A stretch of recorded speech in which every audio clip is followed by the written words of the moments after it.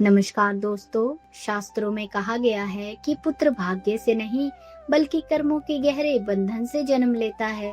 सनातन धर्म में पुत्र शब्द का अर्थ बहुत गहरा है। पु का अर्थ होता है नर और त्रा का अर्थ होता है बचाने वाला, यानी जो अपने माता पिता को नरक से बचाता है वही पुत्र है। शास्त्रों और गरुड़ पुराण के अनुसार जब कोई आत्मा किसी माँ के जीवन में पुत्र बनकर आती है तो इसके पीछे मुख्य रूप से 3 कारण होते हैं। आज की वीडियो में हम वही 3 कारणों को जानेंगे। सबसे पहला कारण होता है अधूरा कर्ज चुकाने के लिए। पिछले जन्म में माँ और उस आत्मा के बीच यदि कोई लेन देन या कर्ज बाकी रह गया हो तो वह आत्मा पुत्र बनकर जन्म लेती है।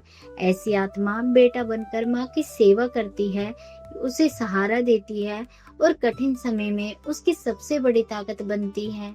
दूसरा कारण है अधूरा प्रेम पूरा करने के लिए। कई बार पिछले जन्म का कोई बहुत प्रिय व्यक्ति जैसे पति, भाई या कोई अन्य करीबी जिसका प्रेम उस जन्म में अधूरा रह गया था, वह दोबारा जन्म लेता है। इस जन्म में वह पुत्र बनकर आता है ताकि उस अधूरे प्रेम और संबंध को पूरा कर सके।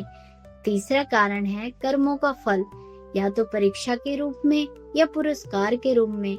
गरुड़ पुराण के अनुसार पुत्र कभी पुरस्कार होता है तो कभी परीक्षा। यदि माँ के पिछले जन्म के कर्म अच्छे हैं तो उसे एक संस्कारी, आज्ञाकारी, सेवा करने वाला पुत्र मिलता है जो पुरस्कार के समान होता है।